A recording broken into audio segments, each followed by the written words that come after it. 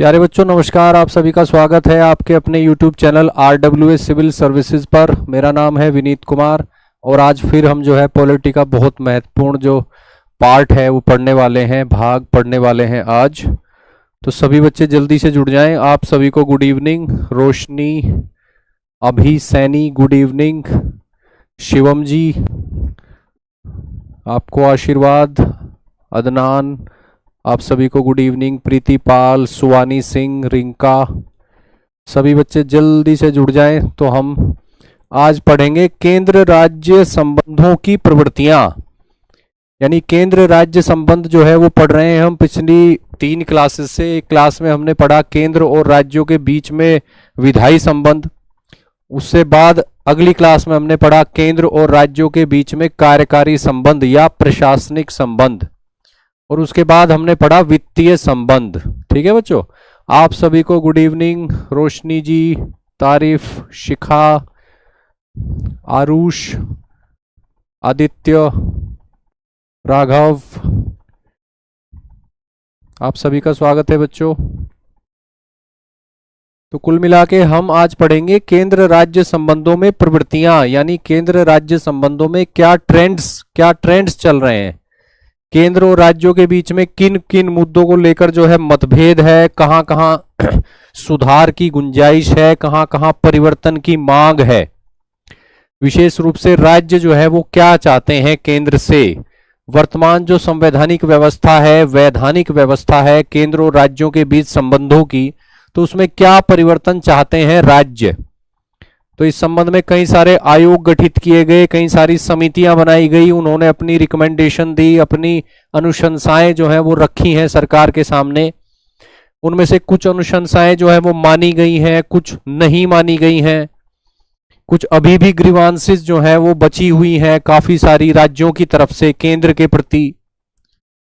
कुछ मांगे हैं कि भारत की जो व्यवस्था है उसको पूर्ण रूप से मतलब ट्रू स्पिरिट में, सच्ची भावना में उसको जो है संघीय बनाया जाए, राज्यों को ज्यादा अधिकार दिए जाएं, ज्यादा वित्तीय संसाधन दिए जाएं, राज्यों को स्वायत्तता सुनिश्चित करी जाए, केंद्र के पास जो शक्ति का केंद्रीकरण है उसको थोड़ा सा डिसेंट्रलाइज किया जाए, विकेंद्रीकृत किया जाए। शालिनी जी गुड इवनिंग। सबीर, नूर हसन, वसीम अहमद, हेलो, आप सभी को गुड इवनिंग। महक, प्रीतम सोनकर, आकृति गुड इवनिंग, रोशनी, ठीक है बच्चों, आदित्य, प्रीति, शिफा। तो सभी बच्चे रेडी हैं आज की क्लास को स्टार्ट करने के लिए। तो फिर स्टार्ट करते हैं और समझते हैं कि केंद्र और राज्यों के बीच में जो संबंध हैं, सेंटर और स्टेट के बीच में जो रिलेशंस हैं, उनमें प्रवृत्तियां क्या हैं, ट्रेंड्स क्या हैं। क्लियर है बच्चों। आज हमारी कुल मिलाकर जो है 34th क्लास है, 34th क्लास, और आज जो है केंद्र राज्य संबंधों का जो अध्याय है वो समाप्त हो जाएगा बच्चों। ठीक है, चलिए स्टार्ट करते हैं। केंद्र राज्य संबंधों में प्रवृत्तियां, सेंटर स्टेट रिलेशंस में ट्रेंड्स। वर्ष 1967 को एक वाटरशेड ईयर माना जाता है, यानी एक महत्वपूर्ण विभाजक वर्ष माना जाता है। जिससे पहले की परिस्थिति जो थी वो अलग थी केंद्र राज्य संबंधों के संदर्भ में, और 1967 के बाद केंद्र राज्य संबंधों में परिस्थितियां जो है थोड़ा सा बदल गई। ठीक है बच्चों, तो देख लेते हैं क्या हुआ 1967 में। वर्ष 1967 से पहले क्या परिस्थितियां थी और वर्ष 1967 के बाद क्या परिस्थितियां बन गई। 1967 से पहले भारत में केंद्र और ज्यादातर राज्यों में एक ही दल की सरकारें थी, यानी कि इंडियन नेशनल कांग्रेस की ही सरकारें हुआ करती थी। केंद्र में भी काफी प्रचंड बहुमत के साथ सरकार बनती थी कांग्रेस की, और ज्यादातर राज्यों में भी कांग्रेस की सरकार ही रहा करती थी। ठीक है बच्चों, 1967 तक की स्थिति है कि केंद्र व ज्यादातर राज्यों में एक ही दल की सरकार बना करती थी, और वो दल होता था INC, इंडियन नेशनल कांग्रेस। तो इसका क्या परिणाम होता था कि केंद्र और राज्य के संबंध जो है वो सामान्य बने रहते थे, क्योंकि केंद्र में भी वही पार्टी सत्ता में है, राज्य में भी वही पार्टी सत्ता में है। तो ऐसी स्थिति में क्या होता है कि एक तो केंद्र सरकार की तरफ से राज्यों के बीच में भेदभाव नहीं होता है, क्योंकि अगर केंद्र में कोई पार्टी है और कुछ राज्यों में वही पार्टी है, कुछ दूसरे राज्यों में कोई दूसरा दल है, तो वहां पे थोड़ा सा हो जाता है, भेदभाव हो ही जाता है, ठीक है। लेकिन अगर केंद्र में जिसकी सरकार है इंडियन नेशनल कांग्रेस की, ज्यादातर राज्यों में भी इंडियन नेशनल कांग्रेस की ही सरकार है, तो वहां एक तो राज्यों के बीच में भेदभाव नहीं होता केंद्र के द्वारा। दूसरा यह है कि पार्टी के अंदर ही, राजनीतिक दल के अंदर ही कई सारे मतभेदों को सुलझा लिया जाता है, ठीक है।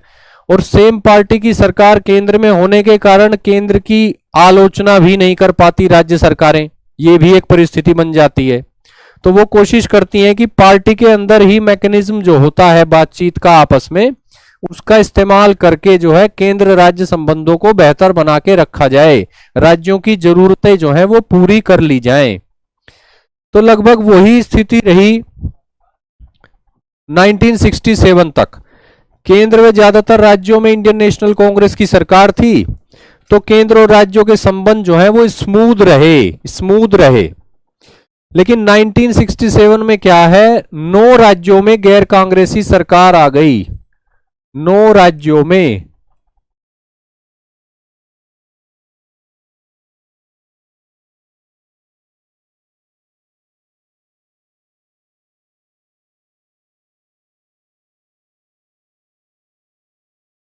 नौ राज्यों में गैर कांग्रेसी सरकार जो है वो सत्ता में आ गई, ठीक है बच्चों, क्लियर है। तो अब परिस्थिति बदल गई, यानी कि केंद्र में जो है, जो पार्टी है सत्ता में, उससे भिन्न पार्टियां जो हैं वो राज्यों में सत्ता में आ गई। तो अब जो है केंद्र और राज्यों के संबंध में जो है वो मतभेद उभरने लगे, टकराव और तनाव की परिस्थितियां बनने लगी। 1967 के बाद राज्यों में गैर कांग्रेसी सरकारों का गठन हो गया 9 राज्यों में, और केंद्र राज्य संबंधों में इसी के साथ टकराव और तनाव की बातें होने लगी, मतभेद उभरकर आने लगे, ठीक है बच्चों। तो क्या मतभेद उभरे, किन मुद्दों पर मतभेद उभरे, वे मुद्दे जो है लगभग उसी समय से जो है लगभग समान ही है। तो हम अलग अलग जो समितियां गठित की गई, आयोग गठित किए गए, उनकी रिकमेंडेशंस को देखेंगे, उनकी अनुशंसाओं को हम लोग देखते हुए चलेंगे, और उसके माध्यम से हमें पता चल जाएगा कि किन किन मुद्दों को लेकर राज्यों की ग्रीवांसेस रहती हैं, शिकायतें रहती हैं केंद्र सरकार को लेकर, या वर्तमान वैधानिक और संवैधानिक व्यवस्था को लेकर केंद्र और राज्यों के संदर्भ में, ठीक है बच्चों। चलिए आगे बढ़ते हैं। तो सबसे पहले बात करते हैं राजमन्नार समिति की। राजमन्नार समिति जो है ये गठित की गई थी 1969 में, और इसने अपनी रिपोर्ट दी थी 1971 में। और इसका जो गठन किया गया था वो किया गया था तमिलनाडु की सरकार के द्वारा। तमिलनाडु में उस समय डीएमके पार्टी की सरकार हुआ करती थी, और तमिलनाडु की सरकार ने केंद्र राज्य संबंधों पर विचार करने के लिए और राज्यों के लिए अधिकतम स्वायत्तता यानी मैक्सिमम ऑटोनमी सुनिश्चित करने के उद्देश्य से राजमन्नार समिति का गठन किया, ताकि ये समिति अपनी रिकमेंडेशन दे सके राज्य सरकार को, ठीक है बच्चों। और राज्य सरकार जो है उन रिकमेंडेशंस को जो है केंद्र सरकार के पास भेज सके, इसलिए। तो क्या रिकमेंडेशन दी राजमन्नार समिति ने, वो देख लेते हैं। राजमन्नार समिति ने कहा कि अंतरराज्यीय परिषद का गठन किया जाए, इंटर स्टेट काउंसिल का गठन किया जाए। उस समय भारत में अंतरराज्यीय परिषद का गठन नहीं किया गया था। अंतरराज्यीय परिषद यानी इंटर स्टेट काउंसिल एक ऐसा मैकेनिज्म है जिसके अंतर्गत राज्य जो है आपस में अपने मतभेदों को सुलझाते हैं, प्लस जो है केंद्र के साथ वार्तालाप करते हैं कि उनकी क्या जरूरतें हैं, क्या आवश्यकताएं हैं। तो कुल मिला के एक संवैधानिक मैकेनिज्म है जिसके माध्यम से केंद्र राज्य संबंध जो है वो बेहतर बने रहते हैं, राज्यों की आवश्यकताएं पूरी होती रहती हैं। ठीक है बच्चों, तो इसका गठन जो किया गया वो किया गया 1990 में वीपी सिंह सरकार के द्वारा। और हम जो बात कर रहे हैं, हम बात कर रहे हैं 1971 की।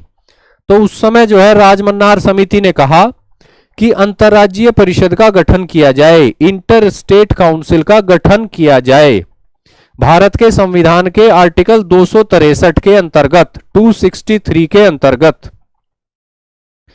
ठीक है बच्चों, क्लियर ये बात आपको?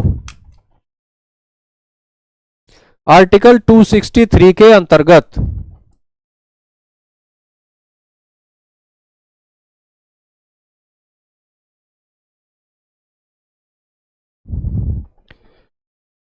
इसके अलावा और क्या रिकमेंडेशन दी राजमन्नार समिति? समिति ने कहा कि वित्त आयोग को स्थायी निकाय बना दिया जाए। आर्टिकल 280 के अंतर्गत जो वित्त आयोग का गठन किया जाता है राष्ट्रपति के द्वारा 5 वर्षों में एक बार, उसके बारे में कहा कि वित्त आयोग जो है उसको एक परमानेंट बॉडी बना दिया जाए, स्थायी निकाय बनाया जाए। वित्त आयोग का कार्य होता है वित्तीय क्षेत्र में केंद्र राज्य के बीच में वित्तीय संसाधनों का बंटवारा करना। ठीक है बच्चों, तो ये कहा गया कि वित्त आयोग को परमानेंट बॉडी बना दिया जाए। इसके अलावा रिकमेंडेशन दी गई कि योजना आयोग जो उस समय एक्टिव था, योजना आयोग प्लानिंग कमीशन, उसको समाप्त कर दिया जाए, योजना आयोग को समाप्त कर दिया जाए। क्योंकि योजना आयोग की भूमिका को राज्य जो है इस तरह से देखते थे जैसे वो राज्यों के कार्यों में हस्तक्षेप करता हो, यानी केंद्र के द्वारा राज्यों पर नियंत्रण स्थापित करने का एक मैकेनिज्म हो, एक जरिया हो। ठीक है, इसके अलावा राजमन्नार समिति ने कहा कि अनुच्छेद 356, 357 और 365 इनको समाप्त कर दिया जाए, यानी राष्ट्रपति शासन, राज्य में राष्ट्रपति शासन लगाने से संबंधित अनुच्छेद जो हैं, यानी कि भारत के संविधान का आर्टिकल 356, 357 और 365 को समाप्त कर दिया जाए। संविधान के जिन प्रावधानों अनुच्छेदों का प्रयोग करके राज्यों में राष्ट्रपति शासन आरोपित किया जाता है और उसको चलाया जाता है, उन आर्टिकल के बारे में कहा गया राजमन्नार समिति के द्वारा कि इनको तो समाप्त कर दिया जाए, रिपील कर दो, इनको संविधान में से हटा दिया जाए। इसके अलावा राजमन्नार समिति ने कहा कि राज्यपाल की जो विवेकाधिकारी शक्तियां हैं, डिस्क्रिशनरी पावर्स, उन पर नियंत्रण लगाया जाए। राज्यपाल जो है अपने मनमाने व्यवहार के द्वारा ऐसा ना हो कि वो जो है राज्य में मंत्रिपरिषद को डिसमिस कर दे और राज्य की विधायिका को डिसोल्व कर दे। ठीक है बच्चों, तो राज्यपाल को जो विवेकाधिकारी शक्तियां हैं आर्टिकल 163 के अंतर्गत, उन पर सीमाएं लगाने की बात की गई। क्लियर है बच्चों?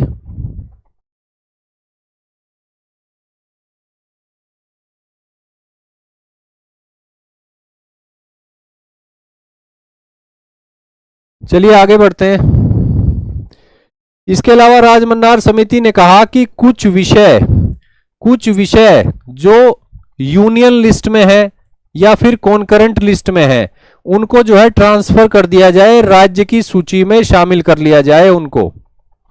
संघ सूची से कुछ विषयों को और समवर्ती सूची से कुछ विषयों को ट्रांसफर कर दिया जाए राज्य सूची में, स्टेट लिस्ट में। क्लियर है बच्चों? इसके अलावा विधायन की जो अवशिष्ट शक्तियां हैं, जो वर्तमान में संसद के पास हैं, अवशिष्ट शक्तियां, रेजिडुअरी पावर्स, उनको राज्यों को दे दिया जाए, यानी राज्य विधानमंडलों को दे दिया जाए। भारत के संविधान में अवशिष्ट शक्तियां जो हैं वो दी गई हैं केंद्र की विधायिका को, यानी कि संसद को दी गई हैं, जैसा कि कनाडा के कॉन्स्टिट्यूशन में है। तो यहां पे बात हो रही है कि अवशिष्ट शक्तियां जो है राज्यों को दे दी जाएं।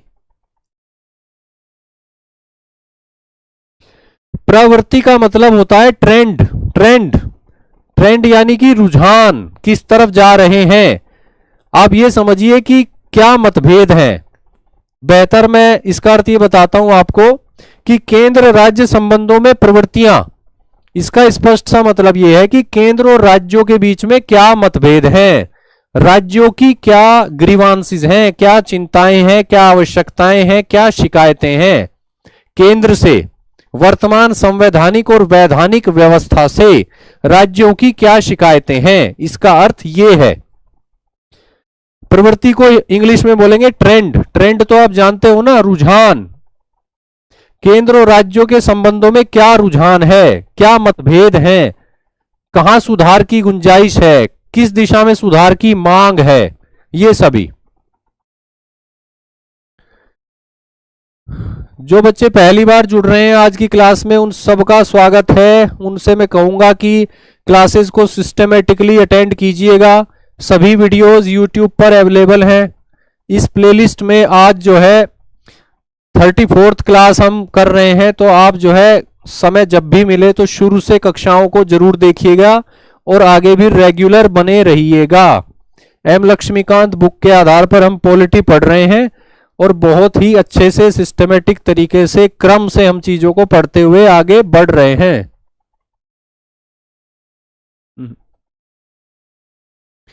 ठीक है बच्चों, आगे बढ़ते हैं। इसके अलावा अखिल भारतीय सेवाओं को समाप्त करने की रिकमेंडेशन दी। राजमन्नार समिति ने कहा कि अखिल भारतीय सेवाएं जो हैं, ऑल इंडिया सर्विसेज, इनको समाप्त कर दिया जाए। क्योंकि अखिल भारतीय सेवाओं के बारे में ये बात है कि राज्यों को ऐसा लगता है कि ये केंद्र का एक इंस्ट्रूमेंट है जिसके माध्यम से राज्यों की स्वायत्तता पर नियंत्रण रखा जाता है, राज्यों के प्रशासन एडमिनिस्ट्रेशन पर नियंत्रण रखा जाता है। तो राजमन्नार समिति जो है, इसका गठन एक राज्य के द्वारा किया गया था, तमिलनाडु के द्वारा। तो राज्य के संदर्भ में ही इसने अपनी रिकमेंडेशंस दी हैं, यानी राज्य की स्वायत्तता को, ऑटोनॉमी को मैक्सिमाइज कैसे किया जाए, उसको अधिकतम कैसे किया जाए। ठीक है बच्चों, चलिए आगे बढ़ते हैं।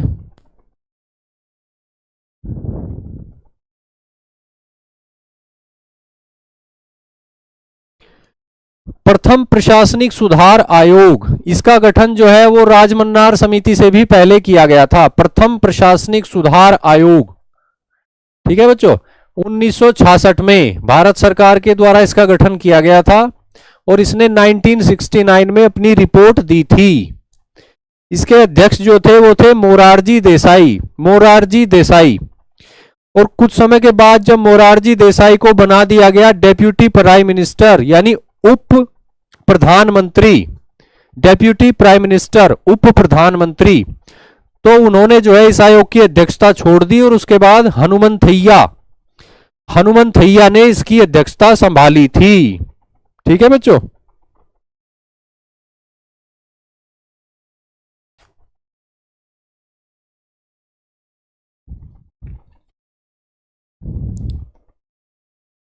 प्रथम प्रशासनिक सुधार आयोग यानी कि first administrative reform commission, first ARC,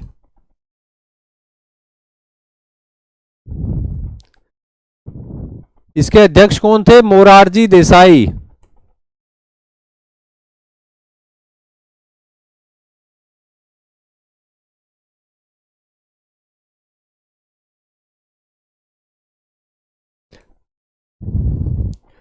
ठीक है बच्चों, तो इसने क्या रिकमेंडेशन दी केंद्र राज्य संबंधों के संदर्भ में, उसको हम देख लेते हैं।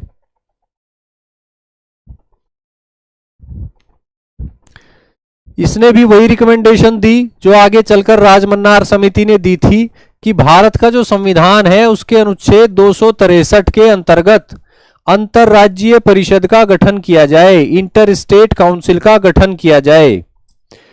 1969 में रिकमेंडेशन जो है फर्स्ट एआरसी ने दे दी थी कि संविधान के अनुच्छेद 263 के अंतर्गत इंटर स्टेट काउंसिल का गठन किया जाए, यानी कि अंतरराज्यीय परिषद का गठन किया जाए। क्लियर है बच्चों?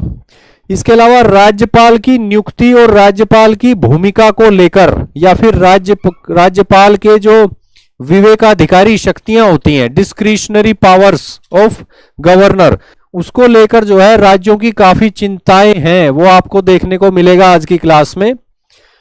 अभी तो स्थिति काफी बेहतर हो गई है, पहले जो है राज्यपाल की काफी सक्रिय भूमिका हुआ करती थी और राज्य सरकारों को जो है अक्सर डिसमिस कर दिया जाया करता था। 356 आर्टिकल बहुत ज्यादा लगाया जाता था, अक्सर लगा दिया जाता था, कई कई राज्यों में एक साथ लगा दिया जाता था। राष्ट्रपति शासन बहुत ज्यादा लागू किया जाता था। तो वर्तमान में तो ये परिस्थिति बदल गई है सुप्रीम कोर्ट के एक बहुत ही महत्वपूर्ण फैसले के बाद, उसकी चर्चा भी आज हम करेंगे। लेकिन फिर भी राज्यपाल की भूमिका को लेकर अब भी राज्यों की अनेक शिकायतें रहती हैं केंद्र से और वर्तमान वैधानिक और संवैधानिक व्यवस्था से। ठीक है बच्चों, तो प्रथम प्रशासनिक सुधार आयोग की जो रिपोर्ट आई उसमें भी राज्यपाल को लेकर अनुशंसाएं की गई, जैसे कि राज्यपाल के पद पर किसी अनुभवी और निष्पक्ष व्यक्ति की ही नियुक्ति हो, यानी एक्सपीरियंस्ड और नॉन पार्टीशन। राज्यपाल के पद पर जिस व्यक्ति की नियुक्ति करे भारत के राष्ट्रपति, वो अनुभवी हो और निष्पक्ष हो, यानी राज्यों के हितों का भी ध्यान रखे। अगली जो रिकमेंडेशन दी गई उसमें कहा गया कि राज्यों के लिए अधिकतम शक्तियों का डेलीगेशन किया जाए। अधिकतम शक्तियां जो हैं वो राज्यों को दे दी जाएं, प्रत्यायोजित कर दी जाएं, डेलीगेट कर दी जाएं। केंद्र की तरफ से जितनी अधिकतम शक्तियां जो है संविधान के माध्यम से राज्यों को दी जा सकती हैं वो दे दी जाएं। राज्यों के लिए अधिकतम शक्तियों का प्रत्यायोजन हो जाए, यानी शक्तियां टॉप से बॉटम की तरफ आ जाएं, राज्यों को मिल जाएं। इसके अलावा राज्यों को अधिक वित्तीय संसाधन उपलब्ध कराए जाएं। राज्यों की ये शिकायत रहती है कि उनके पास वित्तीय संसाधन जो है वो काफी कम होते हैं और वित्तीय आवश्यकताओं के लिए वो केंद्र पर निर्भर रहना पड़ता है उनको। ठीक है, तो इसी संदर्भ में जो है प्रथम प्रशासनिक सुधार आयोग ने रिकमेंडेशन दी कि राज्यों को अधिक वित्तीय संसाधन उपलब्ध कराए जाएं, मोर फाइनेंशियल रिसोर्सेज उपलब्ध कराए जाएं। इसके अलावा अगली रिकमेंडेशन यह है कि राज्यों के अनुरोध पर ही जब राज्यों के द्वारा रिक्वेस्ट करी जाए उसके बाद ही राज्यों में केंद्रीय सशस्त्र बलों की नियुक्ति की जाए। लॉ एंड ऑर्डर मेंटेन करने के लिए राज्यों में केंद्रीय सशस्त्र बलों की नियुक्ति जो है वो तभी की जाए जब राज्य इसके संबंध में अनुरोध करें केंद्र के सामने, केंद्र के सम्मुख।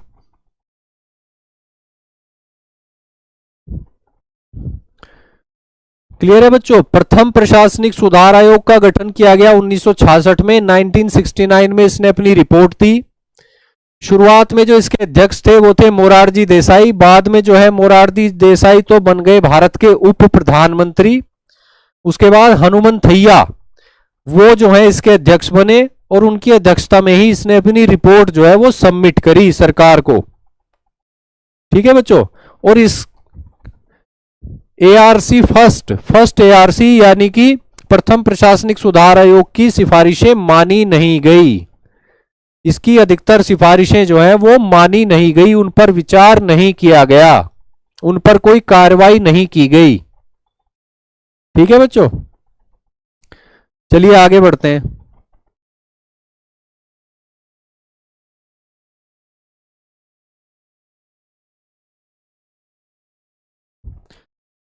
उसके बाद पंजाब में अकाली दल एक राजनीतिक दल है, आपने नाम सुना होगा, अभी भी वर्तमान में एक्टिव पॉलिटिक्स में है अकाली दल। तो अकाली दल के द्वारा पंजाब के संदर्भ में एक जो है प्रस्ताव पारित किया गया आनंदपुर साहिब नामक स्थान पर, और उसमें पंजाब से संबंधित कुछ धार्मिक मांगे और कुछ राजनीतिक मांगे, कुछ पॉलिटिकल डिमांड्स और कुछ जो है रिलीजियस डिमांड्स जो है वो रखी गई इसके माध्यम से। और ये बात है 1973 की, 1973 की। पंजाब में आनंदपुर साहिब नामक जगह पर अकाली दल के द्वारा एक प्रस्ताव जो है वो पारित किया गया 1973 में। ठीक है बच्चों, और इसके माध्यम से अकाली दल ने कुछ धार्मिक मांगे रखी पंजाब के संदर्भ में और कुछ जो है राजनीतिक मांगे रखी पंजाब राज्य की ओर से। तो वो क्या क्या मांगे थी उनको हम देख लेते हैं।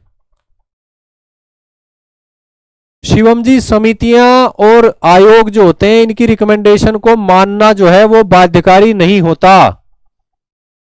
इनकी कुछ रिकमेंडेशन मानी जा सकती हैं, कुछ नहीं मानी जा सकती। हो सकता है कि पूरी की पूरी रिपोर्ट को ही ना माना जाए, उस पर कोई कार्रवाई न की जाए।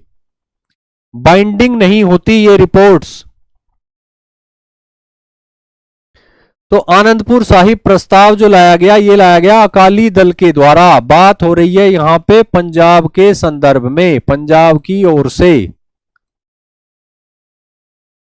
अकाली दल ने इस प्रस्ताव को स्वीकृत किया और इसमें कई सारे मांगे की गई, वो हमारे लिए महत्वपूर्ण है आज की क्लास के लिए। इसमें कहा गया कि केंद्र सरकार के पास तो कुछ सीमित शक्तियां ही होनी चाहिए। केंद्र सरकार के पास शक्तियां कुछ ही होनी चाहिए, लिमिटेड, जैसे कि प्रतिरक्षा यानी देश का डिफेंस, विदेशी मामले और संचार, कम्युनिकेशन और करेंसी। इसके अलावा बाकी सभी शक्तियां जो हैं वो राज्यों को दी जानी चाहिए। ठीक है बच्चों, ये मांग रखी गई कि केंद्र के पास तो कुछ सीमित मामलों में ही शक्ति हो, जैसे देश की रक्षा, डिफेंस, या विदेश मामले, फॉरेन अफेयर्स, या तो संचार यानी कम्युनिकेशन, या फिर करेंसी। और इसके अलावा जितने भी मुद्दे हैं उन सब को राज्यों को दे दिया जाए, राज्यों को सौंप दिया जाए, विधायी शक्ति भी और कार्यकारी शक्ति भी।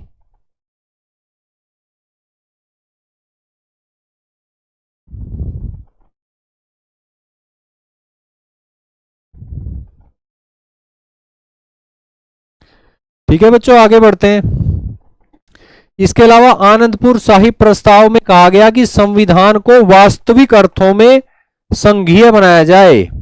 संविधान को वास्तविक अर्थों में, ट्रू सेंस में संघीय बनाया जाए, फेडरल नेचर का बना दिया जाए। संविधान को जो है ट्रू स्पिरिट में, वास्तविक रूप से फेडरल नेचर का बना दिया जाए, यानी कि संघीय बना दिया जाए, जिसमें राज्यों के काफी अधिकार हों।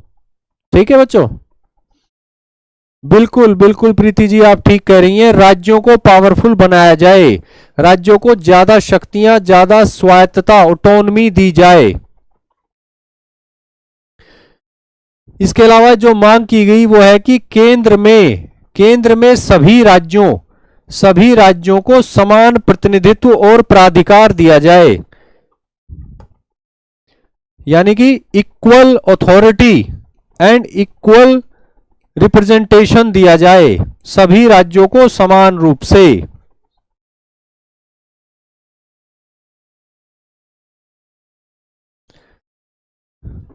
आनंदपुर साहिब प्रस्ताव में मांग की गई कि केंद्र में सभी राज्यों को समान प्राधिकार यानी इक्वल अथॉरिटी दी जाए और समान प्रतिनिधित्व दिया जाए सबको। कोई राज्य छोटा हो, बड़ा हो, जनसंख्या कम हो या अधिक हो, सभी राज्यों को केंद्र में समान प्रतिनिधित्व दिया जाए, सबके साथ समान व्यवहार किया जाए। ठीक है बच्चों, तो ये रिकमेंडेशन रही, ये मांगे रही आनंदपुर साहिब प्रस्ताव में 1973। और ये मांगे जो हैं केंद्र राज्य संबंधों से काफी संबंधित हैं, उन्हीं पर आधारित हैं, तो इसलिए हम इनको जो है आज की क्लास में पढ़ रहे हैं। ठीक है बच्चों, आगे बढ़ते हैं। इसके अलावा पश्चिम बंगाल सरकार के द्वारा भी कुछ मांगे रखी गई। बात है 1977 की। 1977 की पश्चिम बंगाल की सरकार ने एक मेमोरेंडम को पास किया, स्वीकार किया, स्मरण पत्र, और उसको जो है स्वीकार करने के बाद भेज दिया गया केंद्र सरकार के पास विचार किए जाने के लिए और उसको लागू किए जाने के लिए। ठीक है बच्चों, पश्चिम बंगाल सरकार के द्वारा स्मरण पत्र, मेमोरेंडम 1977 में स्वीकार किया गया और उसको भेज दिया गया केंद्र सरकार के पास। अब इसमें क्या क्या मांगे की गई? इसमें कहा गया कि संविधान में यूनियन शब्द का प्रयोग किया गया है। आप सभी जानते हैं, हम कई कक्षाओं में इसकी चर्चा कर चुके हैं। संविधान में यूनियन शब्द के स्थान पर फेडरल शब्द रखा जाए। पहली मांग जो की गई वो ये की गई कि भारत के संविधान में यूनियन शब्द जो लिखा हुआ है उसे रिप्लेस कर दिया जाए और उसकी जगह फेडरल शब्द लिख दिया जाए। अगली जो मांग इसके द्वारा की गई वो है कि केंद्र के पास केवल ओनली प्रतिरक्षा का मामला हो, विदेश मामले हो, मुद्रा हो, संचार हो और आर्थिक समन्वय हो, यानी इकोनॉमिक कोऑर्डिनेशन। इसके अलावा बाकी सभी मुद्दे जो हैं वो सौंप दिए जाएं राज्यों को। बाकी सभी विषय और अवशिष्ट शक्तियां वो राज्यों को सौंप दी जाएं। तो यहां भी बात हो रही है राज्यों की शक्ति को बढ़ाने की। राज्यों की विधायी शक्ति, राज्यों की कार्यपालिका शक्ति और राज्यों के वित्तीय संसाधनों को बढ़ाने की मांग हो रही है। ठीक है बच्चों, केंद्र के पास केवल डिफेंस हो, फॉरेन अफेयर्स हो, करेंसी हो, कम्युनिकेशन हो और इकोनॉमिक कोऑर्डिनेशन हो। इसके अलावा बाकी सभी मुद्दे और रेजिडुअरी पावर्स यानी अवशिष्ट शक्तियां जो है वो राज्यों को सौंप दी जाएं। इसके अलावा यहां पे मांग हो रही है कि अनुच्छेद 356 और 357 यानी कि राज्य में राष्ट्रपति शासन लगाए जाने से संबंधित जो अनुच्छेद हैं, अनुच्छेद 356 और 357 और इसके अलावा वित्तीय आपातकाल से संबंधित अनुच्छेद 360 को समाप्त कर दिया जाए, संविधान में से हटा दिया जाए, रिपील कर दिया जाए। ठीक है बच्चों, क्लियर है? आर्टिकल 356, आर्टिकल 357 इन दोनों ही आर्टिकल का संबंध है राज्य में राष्ट्रपति शासन लगाए जाने से। ठीक है, और आर्टिकल 360 का संबंध है वित्तीय आपातकाल से। तो यहां पे मांग की गई पश्चिम बंगाल स्मरण पत्र के माध्यम से कि इन तीनों आर्टिकलों को भारत के संविधान से हटा दिया जाए। ठीक है बच्चों, इसके अलावा मांग की गई कि राज्यों के पुनर्गठन में राज्यों की सहमति ली जाए। राज्यों की सहमति के बिना राज्यों की सीमा में, उनके नाम में, उनके क्षेत्र में कोई परिवर्तन न किया जाए। इसके लिए राज्यों की सहमति आवश्यक हो, कंपलसरी, मैंडेटरी। आप जानते हैं कि वर्तमान में भारत में जो व्यवस्था है, संवैधानिक व्यवस्था, उसमें राज्यों के पुनर्गठन से संबंधित जो शक्ति है वो केंद्र के पास है। राज्यों के नाम में परिवर्तन किया जा सकता है, उनकी सीमाएं बदली जा सकती हैं, उनके क्षेत्र को घटाया बढ़ाया जा सकता है और ऐसा जो है वो भारत की संसद कर सकती है। उसमें केंद्र राज्यों की सहमति लेना आवश्यक नहीं होता। तो यहां पे मांग हो रही है कि राज्यों का पुनर्गठन यदि किया जाए तो उसमें राज्यों की सहमति आवश्यक हो, यानी कि उसका उनकी कंसेंट जो है वो मैंडेटरी हो, मैंडेटरी। इसके अलावा राज्यों के वित्तीय संसाधनों को बढ़ाने के संदर्भ में मांग की गई कि केंद्र के समस्त राजस्व, जितना भी रिवेन्यू केंद्र को मिलता है, उसका 75% राज्यों को दे दिया जाए। केंद्र सरकार के टोटल रिवेन्यू का केंद्र के समस्त राजस्व का 75% जो है राज्यों को मिले। ठीक है बच्चों, ताकि राज्यों के वित्तीय संसाधनों में वृद्धि हो।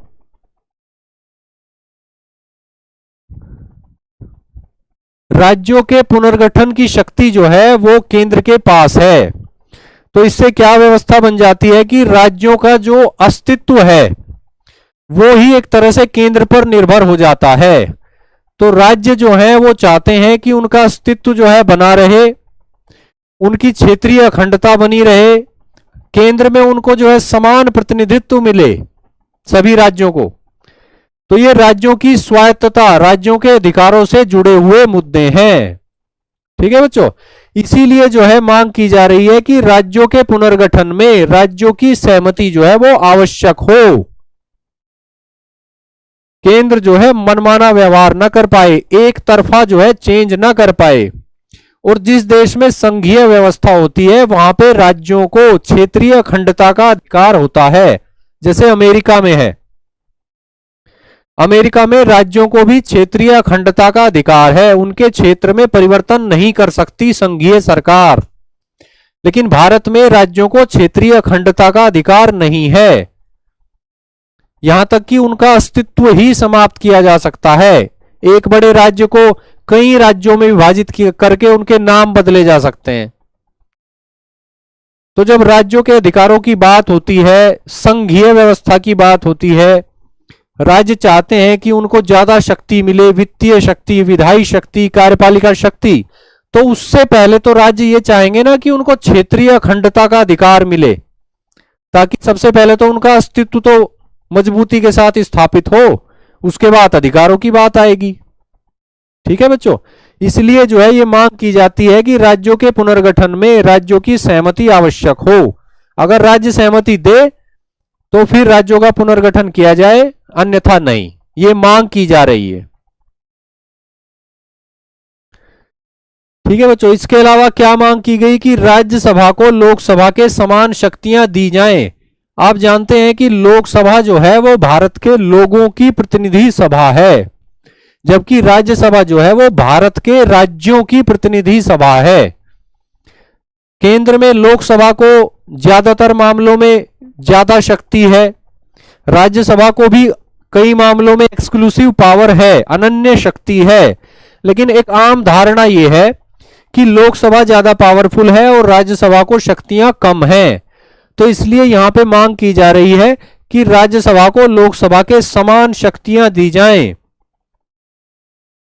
राज्यसभा को लोकसभा के समान शक्तियां दी जाएं। जैसे आर्टिकल 109 भारत के संविधान के अनुच्छेद 109 के अंतर्गत मनी बिल यानी धन विधेयक को राज्यसभा में पेश नहीं किया जा सकता। जैसे आर्टिकल 1171 के अंतर्गत वित्तीय विधेयक को राज्यसभा में पेश नहीं किया जा सकता। तो कई सारी चीजें हैं जिन मामलों में लोकसभा को ज्यादा शक्ति है। हालांकि राज्यसभा को भी अनेक मामलों में एक्सक्लूसिव पावर है, लेकिन यह बात हो रही है कि राज्यसभा को लोकसभा के समान शक्तियां दी जाएं। और इसके अलावा मांग की गई कि अखिल भारतीय सेवाओं को तो समाप्त कर दिया जाए, अखिल भारतीय सेवाओं को तो समाप्त ही कर दिया जाए। ठीक है बच्चों, तो आप एक बात नोटिस कर पा रहे होंगे कि कई सारी मांगे तो हैं वो सिमिलर हैं, चाहे वो पंजाब से आ रही हो मांग, चाहे वो तमिलनाडु से आ रही हो, चाहे वो पश्चिम बंगाल से आ रही हो। अगर राज्य के स्तर से मांग आ रही है राज्यों के अधिकारों की, तो कई सारी मांगे तो सिमिलर हैं, कॉमन हैं। जैसे ऑल इंडिया सर्विस को समाप्त कर दिया जाए, राज्यों के पुनर्गठन में राज्यों की सहमति आवश्यक बना दी जाए, 356 357 को समाप्त कर दिया जाए।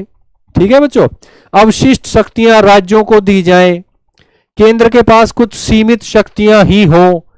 तो ये चीज आप नोटिस कर पा रहे हैं कि राज्यों के अधिकारों की जब बात हो रही है तो कॉमन से मुद्दे निकल के आ रहे हैं, चाहे वे बंगाल से आ रहे हो, चाहे पंजाब से, और चाहे राजमन्नार समिति के माध्यम से तमिलनाडु से आ रहे हो। ठीक है बच्चों, आगे बढ़ते हैं। उसके बाद जो है सरकारिया आयोग का गठन किया गया। सरकारिया आयोग सेंटर स्टेट रिलेशन पर पहला आयोग, केंद्र राज्य संबंधों पर आधारित पहला आयोग। ठीक है बच्चों, first commission based on centre state relations. तो सरकारी आयोग का गठन किया गया। सरकारिया जो थे वो उच्चतम न्यायालय के न्यायाधीश हुआ करते थे पहले। तो सरकारी आयोग का गठन किया गया 1983 में। 1988 में इन्होंने अपनी रिपोर्ट सौंप दी।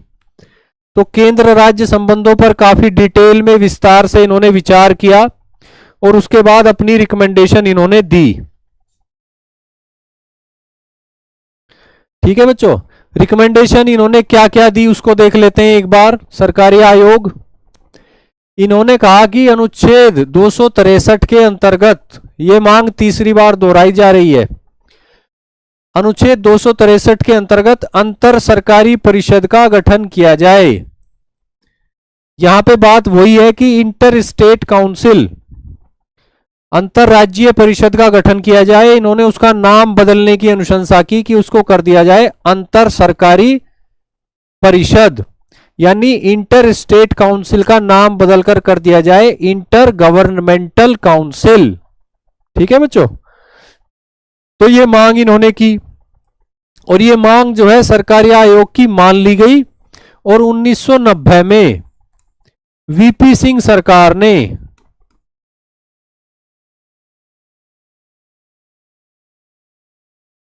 इंटर स्टेट काउंसिल का गठन कर दिया, अंतरराज्यीय परिषद का गठन कर दिया, जिसके माध्यम से जो है विभिन्न राज्य और केंद्र आपस में बातचीत कर सकते थे, अपने मुद्दों को रख सकते थे, उस पर डिस्कशन कर सकते थे। शिवम जी, आप एम लक्ष्मीकांत बुक का हिंदी वर्जन पढ़ रहे हैं। हिंदी वर्जन में दिया गया है कि संघ के स्थान पर संघीय शब्द की मांग की गई, लेकिन इंग्लिश में इसको पढ़ेंगे तो बात यह है कि वो कह रहे हैं यूनियन शब्द के स्थान पर फेडरल शब्द कर दिया जाए, जैसा कि मैंने अभी अभी पढ़ाया था, आपने शायद ध्यान नहीं दिया। मांग की गई कि यूनियन शब्द, क्योंकि यूनियन से ज्यादा एकात्मकता का बोध होता है, यूनिटेरी सिस्टम का बोध होता है यूनियन शब्द से, तो इसलिए मांग की गई कि यूनियन शब्द की जगह फेडरल शब्द रख दिया जाए।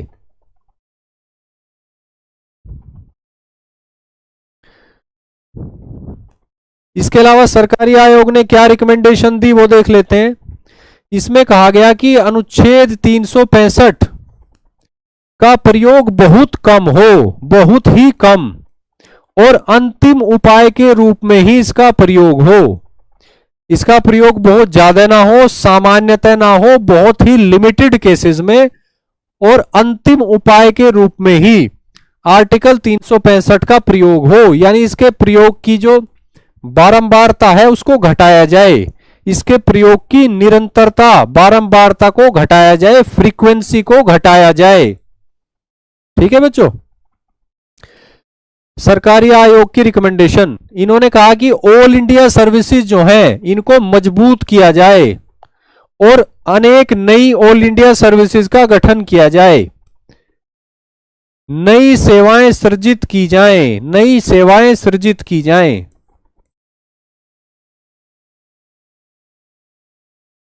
ऑल इंडिया सर्विसेज को मजबूत किया जाए और कुछ अन्य ऑल इंडिया सर्विसेज यानी कि अखिल भारतीय सेवाओं का गठन किया जाए। इसके अलावा सरकारी आयोग ने कहा कि अवशिष्ट शक्तियां राज्यों को दे दी जाएं।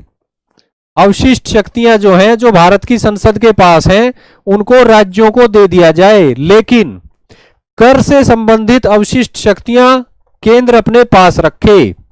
कर से संबंधित यानी टैक्स लगाने से संबंधित जो अवशिष्ट शक्तियां हैं उनको केंद्र अपने पास रखे, और कर के अलावा जो अवशिष्ट शक्तियां हैं उनको राज्यों को दे दिया जाए।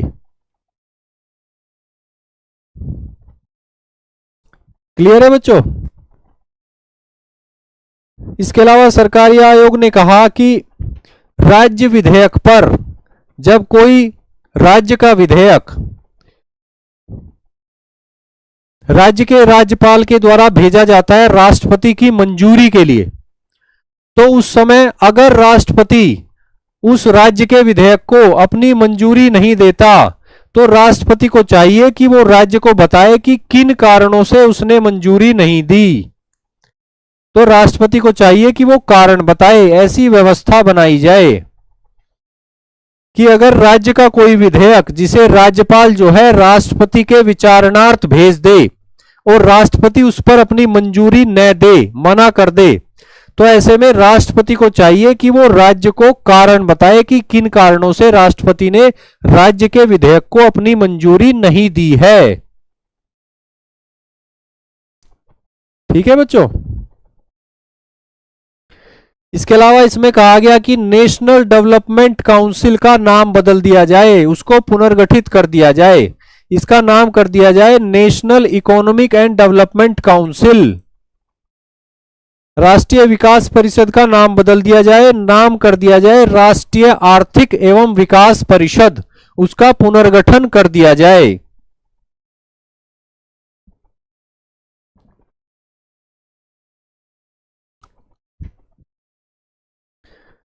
सरकारी आयोग ने जो है काफी रिकमेंडेशन दी थी, तो हम कुछ की चर्चा करेंगे क्लास में। आगे बढ़ते हैं।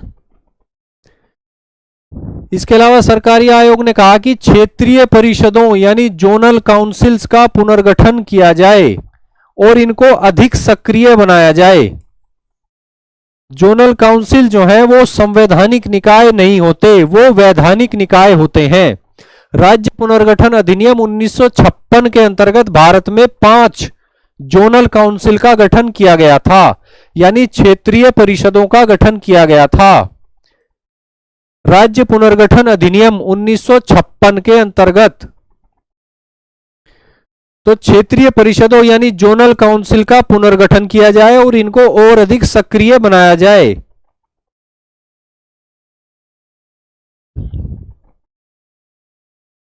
केंद्रीय सशस्त्र बलों की तैनाती में राज्यों की सहमति आवश्यक नहीं हो, लेकिन राज्यों के साथ कंसल्ट जरूर किया जाए। अगर किसी राज्य में केंद्र के द्वारा अपने सशस्त्र बलों की तैनाती की जा रही है तो इसके लिए राज्यों की सहमति आवश्यक तो नहीं हो, लेकिन ऐसा करने से पहले राज्य से विचार विमर्श परामर्श जरूर लिया जाए, परामर्श जरूर किया जाए।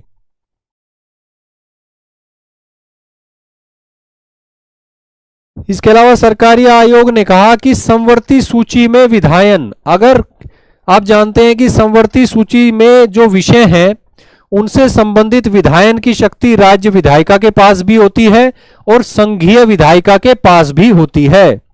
तो सरकारी आयोग का कहना है कि समवर्ती सूची यानी कॉन्करेंट लिस्ट पर यदि केंद्र सरकार विधान बनाना चाहती है तो उसको राज्यों से परामर्श करना चाहिए।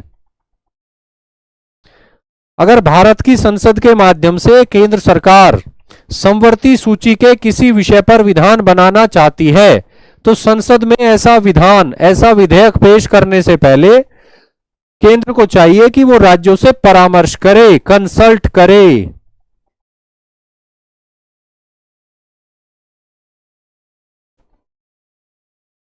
इसके अलावा सरकारी आयोग ने मांग की कि किसी राज्य के राज्यपाल की नियुक्ति जो की जाए वो मुख्यमंत्री के परामर्श से की जाए और यह बात भारत के संविधान में लिख दी जाए, संविधान में शामिल कर ली जाए। केंद्र सरकार के द्वारा राष्ट्रपति के माध्यम से जब किसी राज्य में राज्यपाल की नियुक्ति की जाए तो उसके लिए उस राज्य के मुख्यमंत्री से परामर्श करना आवश्यक हो और यह बात भारत के संविधान में लिख दी जाए, शामिल कर ली जाए। इसके अलावा कॉरपोरेशन टैक्स जो उस समय की बात हो रही है, यहां पे 1988 की बात हो रही है, तो कॉरपोरेशन टैक्स जो है उसकी कुल प्राप्तियां, उससे जितनी भी प्राप्ति हो उसे राज्यों के साथ शेयर करे केंद्र। यहां पे राज्यों के वित्तीय संसाधनों में वृद्धि की बात हो रही है, वृद्धि करने की रिकमेंडेशन है। यानी कॉरपोरेशन टैक्स से जितनी भी आमदनी हो, जितनी भी धनराशि प्राप्त हो केंद्र को, उसमें से राज्यों को भी हिस्सा दिया जाए, शेयर किया जाए राज्यों के साथ। अगली बात जो है वो राज्यपाल की विवेकाधिकारी शक्तियों के संदर्भ में है। यहां पे कहा गया है कि जब तक किसी राज्य में राज्य की मंत्रिपरिषद को राज्य की विधायिका में बहुमत का समर्थन हासिल है तब तक जो है राज्य का राज्यपाल अपनी विवेकाधिकारी शक्ति का प्रयोग करके राज्य के मंत्रिपरिषद को डिसमिस न करे, उसको बर्खास्त न करे, ऐसा नहीं वो कर सकता, उसको नहीं करना चाहिए। राज्य मंत्रिपरिषद, राज्य में जो सरकार है उसको जब तक बहुमत का विश्वास हासिल है राज्य विधायिका में, तब तक राज्यपाल जो है मंत्रिपरिषद को बर्खास्त न करे, डिसमिस न करे। यानी यहां पे बात हो रही है कि राज्यपाल जो है अपनी विवेकाधिकारी शक्तियों का दुरुपयोग न करे राज्य के विरुद्ध।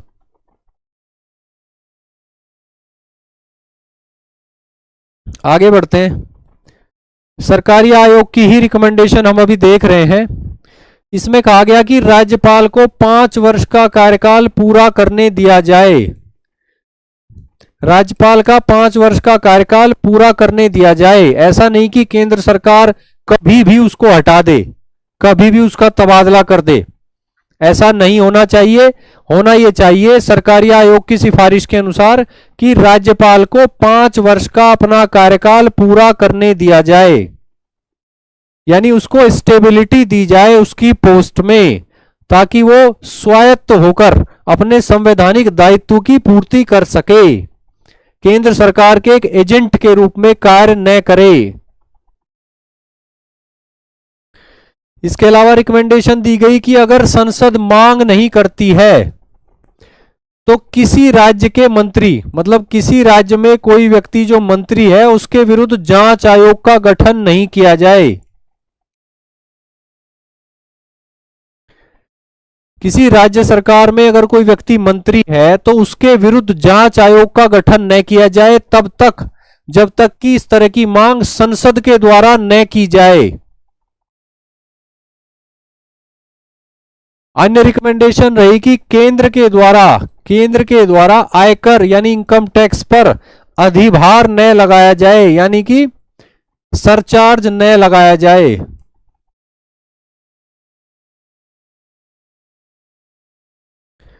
केंद्र सरकार के द्वारा इनकम टैक्स पर अधिभार न लगाया जाए, यानी एडिशनल टैक्स न लगाया जाए। सरचार्ज बोलते हैं इसको, सरचार्ज न लगाया जाए।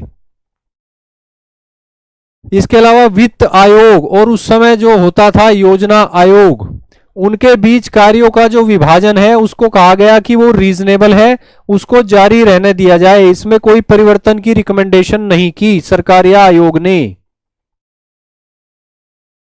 उस समय वित्त आयोग और योजना आयोग के बीच कार्यों को लेकर जो विभाजन था उसको ठीक माना, उचित माना, और उसके बारे में कहा कि यह व्यवस्था ऐसे ही जारी रहने दी जाए, इसमें कोई परिवर्तन न किया जाए। इसके अलावा रिकमेंड किया गया कि त्रिभाषा फॉर्मूला, 3 भाषाओं वाला फॉर्मूला समान रूप से लागू किया जाए, यानी स्कूली शिक्षा के स्तर पर अंग्रेजी भाषा, हिंदी भाषा और एक स्थानीय मातृभाषा, तीनों भाषाओं का प्रयोग किया जाए। त्रिभाषा फार्मूला, इसको लागू किया जाए समान रूप से भारत के सभी भागों में, सभी राज्यों में।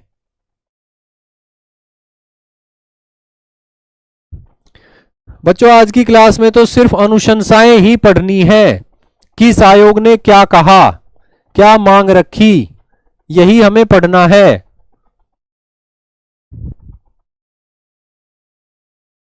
इसके अलावा मांग क्या की गई, अनुशंसा की गई कि राज्यसभा की भूमिका में कोई परिवर्तन न किया जाए। आपने देखा होगा कि कुछ समितियों या आयोगों के द्वारा मांग की गई थी कि राज्यसभा की शक्तियां बढ़ा दी जाएं, लोकसभा के बराबर शक्तियां दे दी जाएं राज्यसभा को, या केंद्र के स्तर पर जो है सभी राज्यों को समान प्रतिनिधित्व दिया जाए। तो इस तरह की जो मांगे थी उनको सपोर्ट नहीं किया, उनका समर्थन नहीं किया सरकारी आयोग ने। सरकारी आयोग ने कहा कि राज्यसभा की भूमिका में कोई परिवर्तन नहीं किया जाए, यानी इसके संबंध में, राज्यसभा के संबंध में जो भी व्यवस्था है संवैधानिक और वैधानिक, उसको ऐसे कैसे ही चलते रहने दिया जाए। दूसरी बात कही कि राज्यों के पुनर्गठन करने में केंद्र की जो शक्ति है, एक्सक्लूसिव पावर, उसमें भी कोई परिवर्तन नहीं किया जाए। यानी यहां पे भी रिकमेंडेशन जो दी गई थी, राज्य स्तर से मांग आई थी कि राज्यों के पुनर्गठन में राज्यों को डिसाइसिव रोल दिया जाए, यानी एक तरह से वीटो पावर उनको दी जाए। ठीक है बच्चों, तो यहां पे कह दिया सरकारी आयोग ने कि राज्यों के पुनर्गठन के संबंध में केंद्र की जो शक्ति है, यानी वर्तमान जो संवैधानिक और वैधानिक व्यवस्था है, उसमें कोई भी परिवर्तन न किया जाए। और इसके लिए रिकमेंडेशन दी, एक और रिकमेंडेशन है कि भाषाई अल्पसंख्यकों के लिए आयुक्त को सक्रिय किया जाए। भाषाई अल्पसंख्यकों के हितों को ध्यान में रखने के लिए भाषाई अल्पसंख्यकों लिंग्विस्टिक माइनॉरिटीज के लिए जो कमिश्नर होता है उसको सक्रिय किया जाए, एक्टिवेट किया जाए।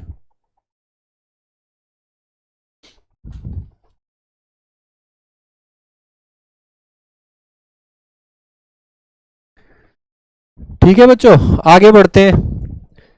तो सरकारी आयोग की रिकमेंडेशन हमने देखी, काफी सारी रिकमेंडेशन इसकी मानी भी गई, जिनमें सबसे प्रमुख थी कि इंटर स्टेट काउंसिल का गठन किया जाए।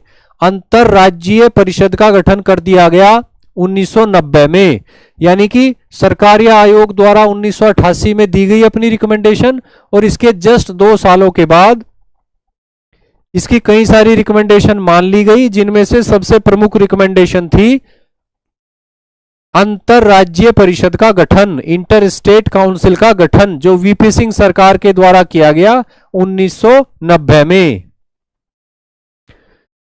उसके बाद जो है केंद्र राज्य संबंधों पर जो दूसरा आयोग बना, उसकी रिपोर्ट की चर्चा है, उसको पढ़ लेते हैं।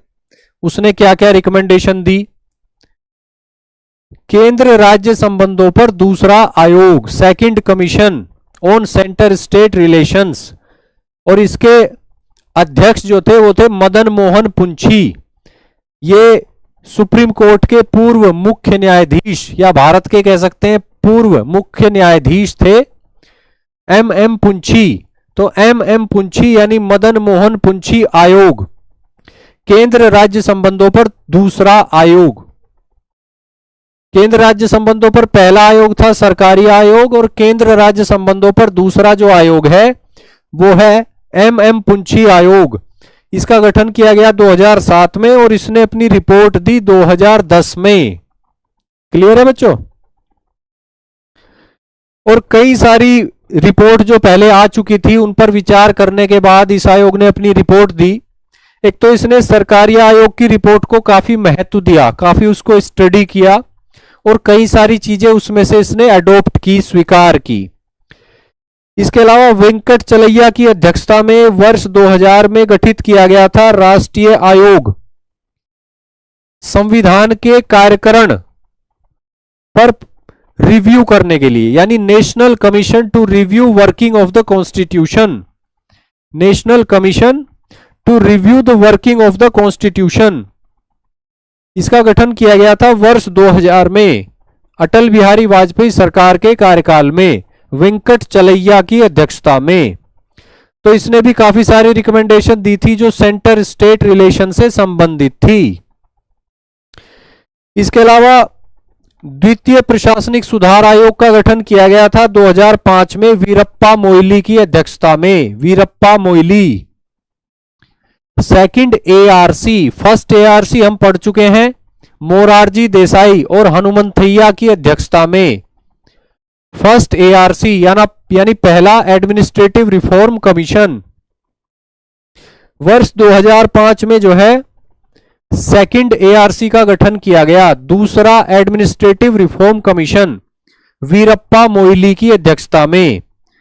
तो कुल मिला के मदन मोहन पुंछी आयोग ने कई सारी रिपोर्ट जो थी उनको स्टडी किया और उनके बेस पे अपनी रिकमेंडेशन दी है।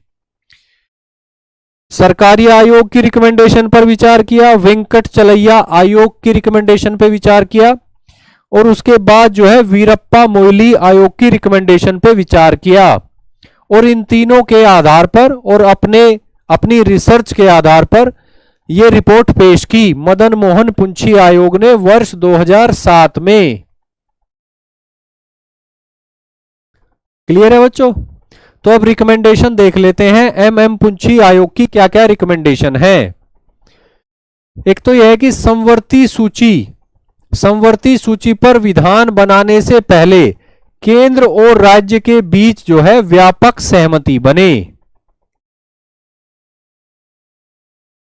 ठीक है। और दूसरी रिकमेंडेशन भी इसी से संबंधित है, वो कहती है कि राज्य सूची और समवर्ती सूची में विधायन की जो राज्यों की शक्ति है उसमें केंद्र जो है वो हस्तक्षेप न करे। समवर्ती सूची के विषय में बात यह है कि देखिए, समवर्ती सूची में जो विषय हैं उन पे विधायन की शक्ति जो है संसद को भी है और राज्य विधानमंडलों को भी है। लेकिन यहां पे बात यह हो रही है कि अगर बहुत ज्यादा जरूरी न हो तो समवर्ती सूची के विषयों पर संसद के द्वारा विधान नहीं बनाया जाना चाहिए, क्योंकि अगर संसद के द्वारा ही विधायन करवाना होता संविधान निर्माताओं को तो फिर समवर्ती सूची बनाने की क्या आवश्यकता थी। समवर्ती सूची के विषय जो हैं वो संघ सूची में ही शामिल किए जा सकते थे। तो समवर्ती सूची बनाई ही इसलिए गई है कि उसमें सामान्य समय में सामान्य परिस्थितियों में विधायन का अधिकार जो है वो राज्यों का है, और अगर राष्ट्रीय हित में आवश्यक हो या एक रूपता बनाए रखने के लिए आवश्यक हो तो ऐसी परिस्थितियों में, विशेष परिस्थितियों में केंद्र सरकार भी संसद के माध्यम से समवर्ती सूची के विषयों पर विधान बना सकती है। तो ये जो बात है यही बात यहां पर कही जा रही है कि समवर्ती सूची पर विधान बनाने से पहले केंद्र राज्य के बीच में व्यापक सहमति बने। यानी केंद्र अगर विधायन करता है समवर्ती सूची पर संसद के माध्यम से तो वो राज्यों के साथ कंसल्ट करे। और इसके अलावा राज्य सूची और समवर्ती सूची के संबंध में विधायन की जो शक्ति राज्यों को भी है, राज्य की सूची के संबंध में तो एक्सक्लूसिव पावर है और समवर्ती सूची के संबंध में भी राज्यों को विधायन की शक्ति है। तो राज्यों की जो विधायन की शक्ति है इस पर केंद्र जो है वो हस्तक्षेप न करे। ठीक है बच्चों।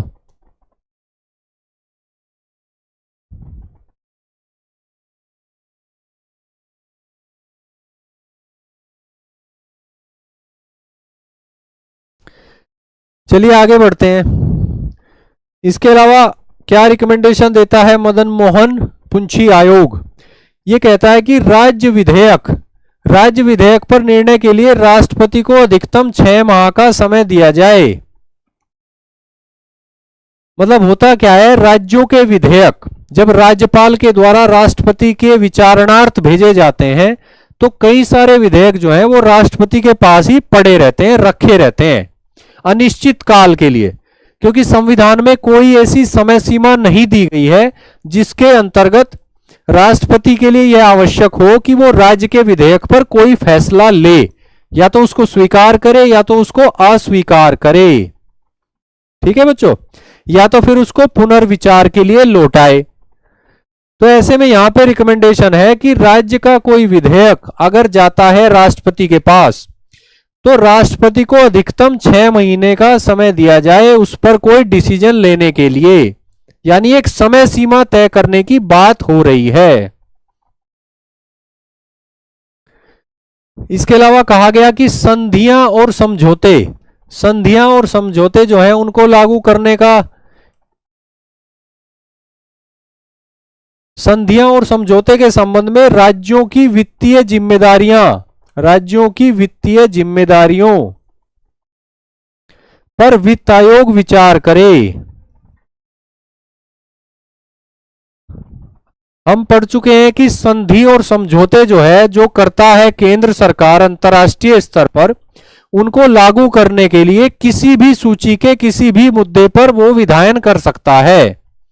तो विधान तो बना देता है संसद के माध्यम से संधि और समझौतों को लागू करने के लिए, लेकिन बात यह है ना कि उसको इंप्लीमेंट जब किया जाता है तो राज्यों का भी तो खर्च बढ़ता है ना, व्यय बढ़ता है, उनके ऊपर वित्तीय बोझ बढ़ता है।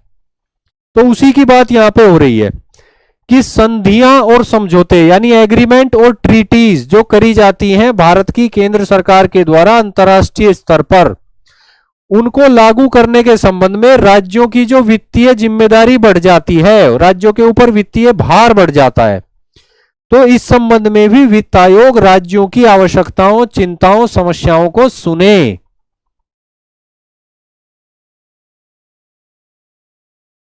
ठीक है बच्चों। इसके अलावा राज्यपाल की नियुक्ति के संबंध में, राज्यपाल की नियुक्ति के संबंध में सरकार या आयोग की जो रिकमेंडेशन है, दिशा निर्देश, उनका पालन किया जाना चाहिए। सरकारी आयोग ने अपनी रिपोर्ट में राज्यपाल की नियुक्ति के संबंध में कुछ दिशा निर्देश दिए थे, तो उन्हीं दिशा निर्देशों की बात यहां पे मदन मोहन पुंछी कर रहे हैं। मदन मोहन पुंछी का कहना है कि राज्यपाल की नियुक्ति में सरकारी आयोग ने जो दिशा निर्देश दिए थे उनका पालन किया जाना चाहिए। और दिशा निर्देश क्या थे, मैं कुछ आपको बता देता हूं। एक तो यह था कि किसी फील्ड के किसी जाने माने सक्सेसफुल व्यक्ति को ही राज्यपाल बनाया जाए। जिस राज्य का राज्यपाल बनाया जा रहा है उस राज्य के व्यक्ति को राज्यपाल न बनाया जाए। जिसको राज्यपाल बनाया जा रहा है उस राज्य के साथ उस व्यक्ति का कोई राजनीतिक कनेक्शन, पॉलिटिकल कनेक्शन नहीं होना चाहिए। जिस व्यक्ति को राज्यपाल बनाया जा रहा है वो एक्टिव पॉलिटिक्स में नहीं होना चाहिए कुछ समय से। तो ऐसी कई सारी रिकमेंडेशन हैं जो दी थी सरकारी आयोग ने दिशा निर्देशों के माध्यम से।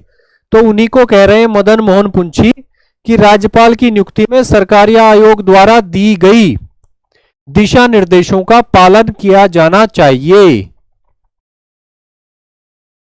ठीक है बच्चों, आगे बढ़ते हैं। इसके अलावा कहा गया कि राज्यपाल का कार्यकाल जो है वो फिक्स कर दिया जाए। राज्यपाल का कार्यकाल जो है वो निश्चित कर दिया जाए 5 वर्षों का, और केंद्र सरकार की इच्छा पर नहीं इसको छोड़ा जाए।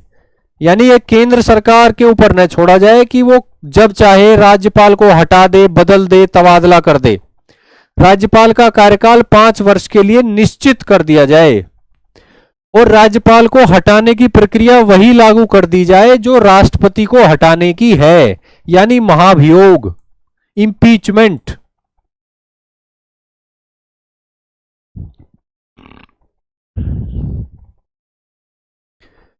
भारत के संविधान में राष्ट्रपति को हटाने की जो प्रक्रिया है जिसको बोलते हैं महाभियोग यानी इंपीचमेंट, उसी को राज्यपाल के संदर्भ में भी लागू कर दिया जाए। यह रिकमेंडेशन है एमएम पुंछी आयोग की। इसके अलावा राज्यपाल की जो विवेकाधिकारी शक्तियां हैं, विवेकाधिकारी शक्तियां या विवेकाधीन शक्तियां, डिस्क्रिशनरी पावर्स, आर्टिकल 163 के अंतर्गत, आर्टिकल 163 के अंतर्गत राज्यपाल की जो विवेकाधीन शक्तियां हैं उन पर सीमाएं लगाई जाएं, उन पर लिमिटेशन लगाई जाए।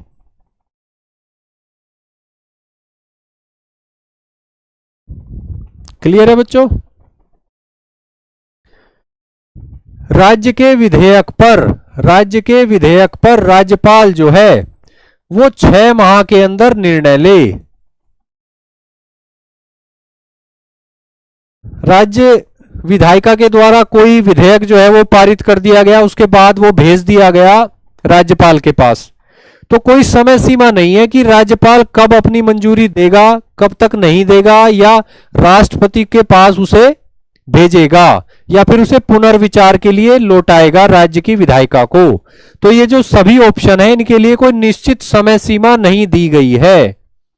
तो यहां पे बात हो रही है कि राज्य का विधेयक अगर राज्यपाल के पास जाता है मंजूरी के लिए, विचारणार्थ, तो फिर 6 माह के अंदर राज्यपाल को कोई ना कोई निर्णय लेना चाहिए राज्य के उस विधेयक के संबंध में।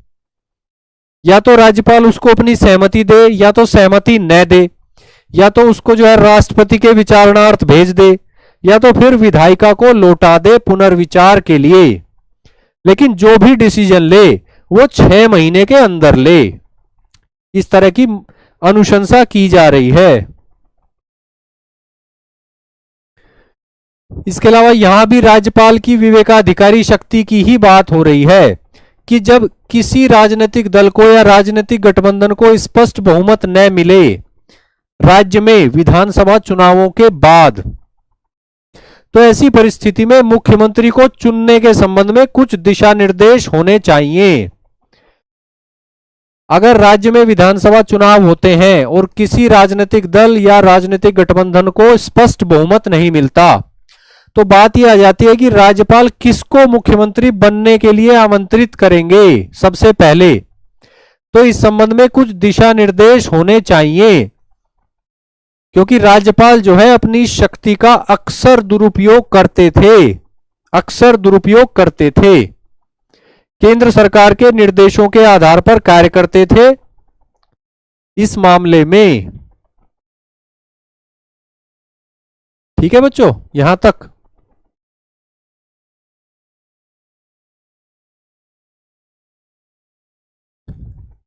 राज्यपाल की ही बात हो रही है कि मुख्यमंत्री को हटाने से पहले उसे बहुमत सिद्ध करने का मौका देना चाहिए राज्यपाल के द्वारा। यानी राज्यपाल खुद ही ये निष्कर्ष न निकाले कि वर्तमान मंत्रिपरिषद को बहुमत है या नहीं है और उसके आधार पर कोई एक्शन ना ले राज्यपाल। उससे पहले होना यह चाहिए कि मुख्यमंत्री को हटाने से पहले, मंत्रिपरिषद को डिसमिस करने से पहले राज्यपाल उसे जो है सदन में यानी विधान सभा में बहुमत सिद्ध करने का पर्याप्त मौका दे। इसके अलावा बात यह है कि आर्टिकल 356 को केवल बहुत ही ज्यादा विशेष परिस्थितियों में ही लगाया जाए। राज्य में संवैधानिक तंत्र जब वास्तविक रूप से विफल हो जाए तभी जो है अनुच्छेद 356 लगाया जाए, उससे पहले नहीं। यानी किसी राज्य में राष्ट्रपति शासन आर्टिकल 356 के अंतर्गत वो तभी लगाया जाए जब वास्तविक रूप से उस राज्य में संवैधानिक तंत्र विफल हो जाए। यानी 356 आर्टिकल को लगाने की बारंबारता को घटाने की बात हो रही है। और ये वो महत्वपूर्ण फैसला है जिसमें सुप्रीम कोर्ट ने कुछ गाइडलाइंस, दिशा निर्देश दिए थे, जिनके आधार पर ही किसी राज्य में राष्ट्रपति शासन लगाया जा सकता है। सुप्रीम कोर्ट के इस फैसले से पहले बहुत ज्यादा मात्रा में, बहुत ज्यादा राज्यों में जल्दी कई राज्यों में एक साथ राष्ट्रपति शासन लगा दिया जाता था। तो एसआर बोम्मई मामला जो है, एसआर बोम्मई मामला बहुत ही महत्वपूर्ण मामला है भारत के संवैधानिक इतिहास का। 1994 इसमें सुप्रीम कोर्ट ने दिशा निर्देश दिए थे कि किन आधारों पर किसी राज्य में आर्टिकल 356 के माध्यम से राष्ट्रपति शासन लगाया जा सकता है। तो यहां पे रिकमेंडेशन आई है मदन मोहन पुंछी आयोग की तरफ से कि एसआर बोम्मई मामले में अनुच्छेद 356 से संबंधित जो दिशा निर्देश दिए गए थे उनको संविधान में शामिल कर लिया जाए, संविधान में उनको लिख दिया जाए, संविधान में शामिल कर लिया जाए। क्लियर है बच्चों?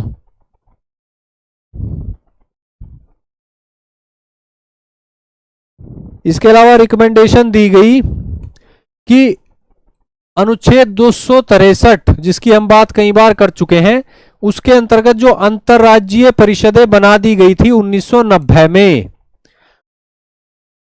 अब आर्टिकल 263 में संशोधन किया जाए और इनको और अधिक प्रभावी बना दिया जाए। इंटर स्टेट काउंसिल्स जो है जिनका गठन किया गया था 1990 में वीपी सिंह सरकार के द्वारा, उनको और ज्यादा प्रभावी, और ज्यादा शक्तिशाली, और ज्यादा कार्यकुशल बनाया जाए केंद्र राज्य संबंधों को बेहतर बनाने के लिए।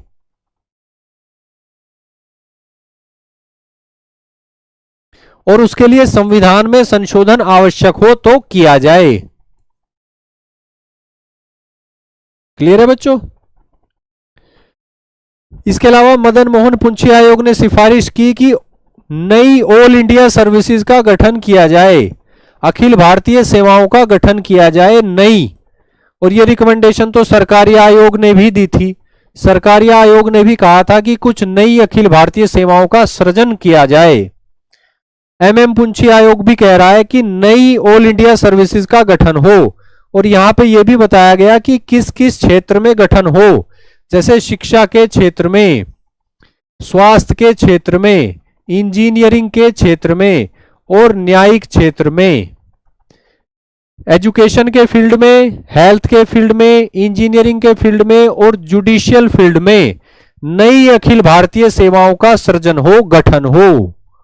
ऐसी रिकमेंडेशन है एमएम पुंछी की तरफ से। ठीक है बच्चों।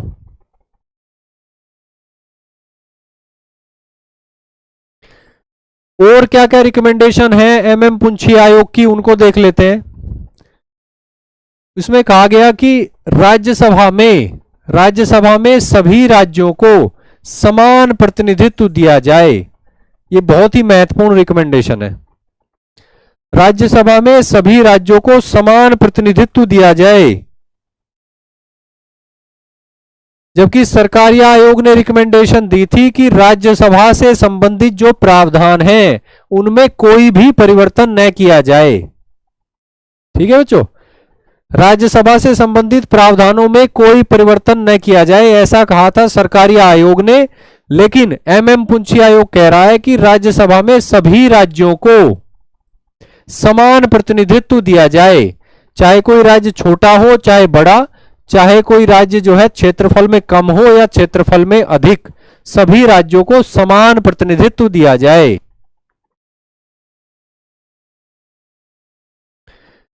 इसके अलावा रिकमेंड किया गया कि केंद्रीय अधिनियमों के अंतर्गत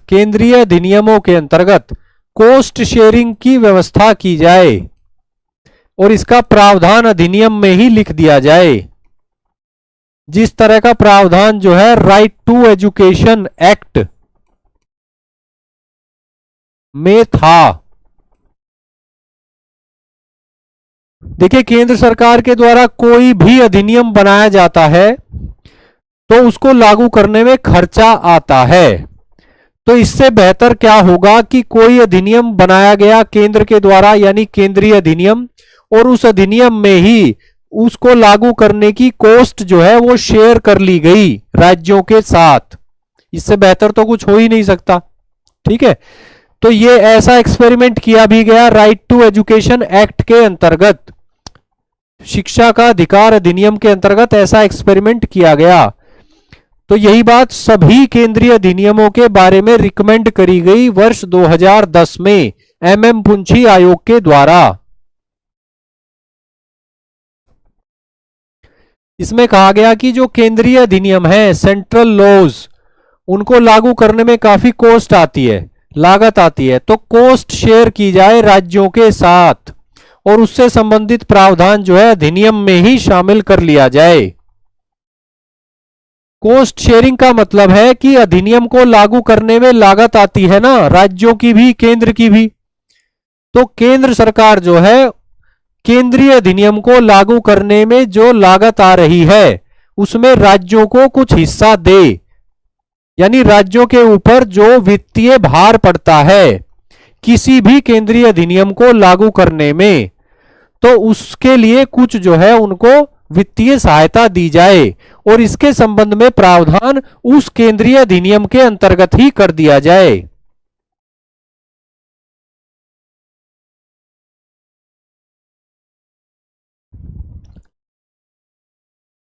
इसके अलावा वित्त आयोग जो होता है, फाइनेंस कमीशन, उसके जो टर्म ऑफ रेफरेंस होते हैं, विचारणार्थ विषय, किन विषयों पर वो विचार करेगा, इसके निर्धारण में राज्यों की भी समान भूमिका होनी चाहिए, ऐसी रिकमेंडेशन दी।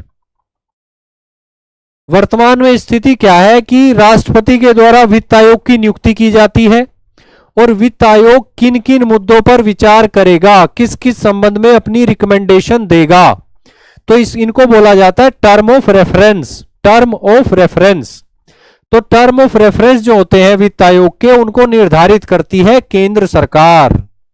तो यहां पे मांग हो रही है कि वित्त आयोग के विचारणार्थ विषयों के निर्धारण में, यानी वित्त आयोग के जो टर्म ऑफ रेफरेंस हैं उनके निर्धारण में राज्यों की भी समान भूमिका हो, क्योंकि अंतिम रूप से तो वित्त आयोग जो है वो केंद्र राज्य संबंधों पर ही विचार करता है ना। तो ये बात हो रही है कि राज्यों की भी भूमिका हो। इसके अलावा वित्त आयोग के लिए स्थायी सचिवालय हो, वित्त आयोग के लिए स्थायी सचिवालय हो, परमानेंट सेक्रेटरेट हो, ताकि वित्त आयोग का कार्य, वित्त आयोग से संबंधित कार्य कभी भी रुके ना, वो चलता रहे निरंतर। राज्य जो है वित्त आयोग को हमेशा अप्रोच कर पाए, उस तक पहुंच पाए, उसको अपनी बात कह पाए, इसकी व्यवस्था हमेशा मौजूद रहे। तो इसीलिए कहा गया कि वित्त आयोग के लिए परमानेंट सेक्रेटरेट होना चाहिए।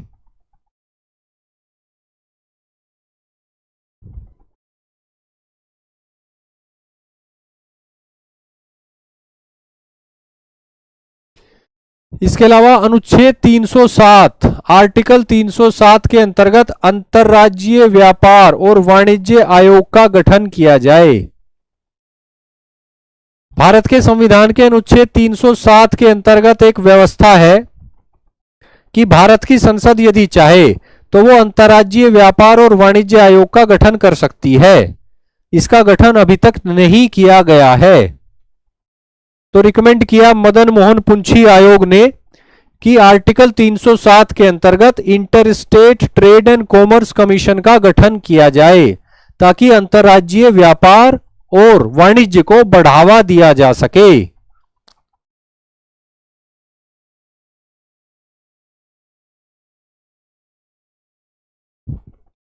ठीक है बच्चों, कोई डाउट आपको?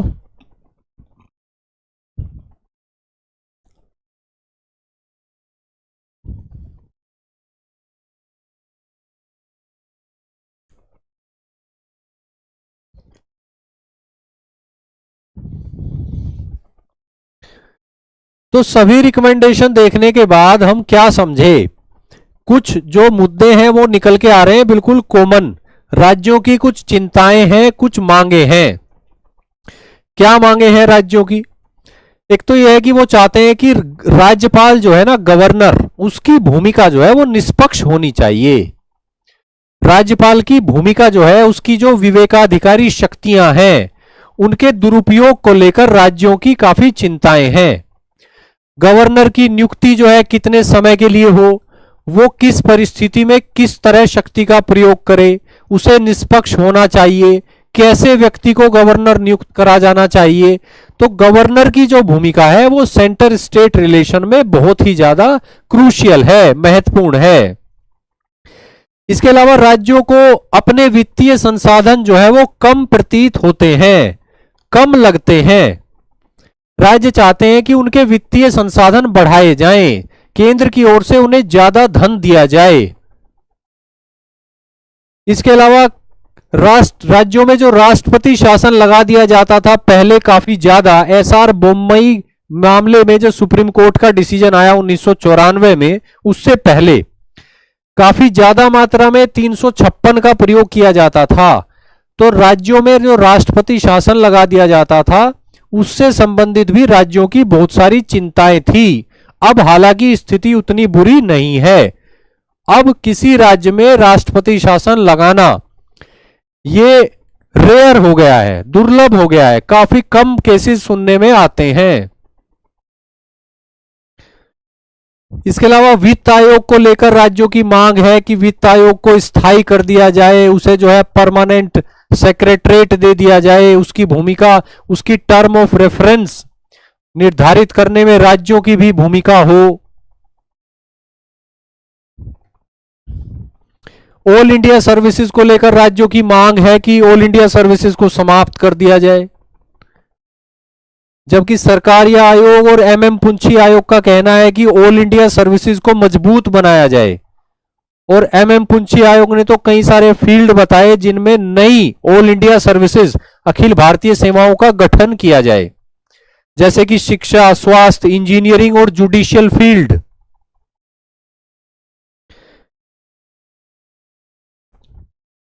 राज्यसभा को लेकर भी राज्यों की मांग है कि राज्यसभा को लोकसभा के बराबर शक्ति दी जाए, राज्यसभा में राज्यों का बराबर प्रतिनिधित्व हो।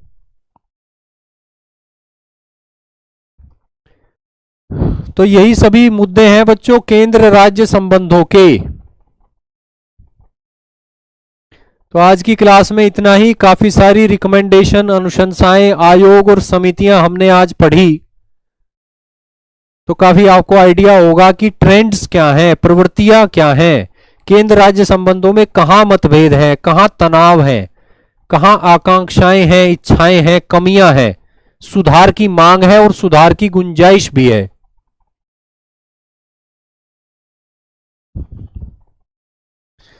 तो ठीक है बच्चों, आज की क्लास को समाप्त करते हैं।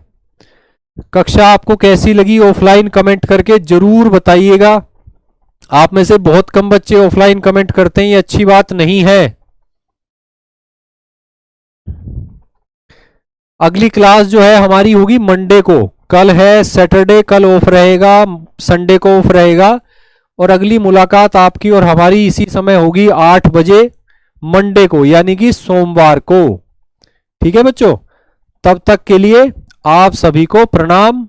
वीकेंड पर एंजॉय भी कीजिएगा और खूब दबा के पढ़ाई भी कीजिएगा। ठीक है बच्चों, तब तक के लिए नमस्कार।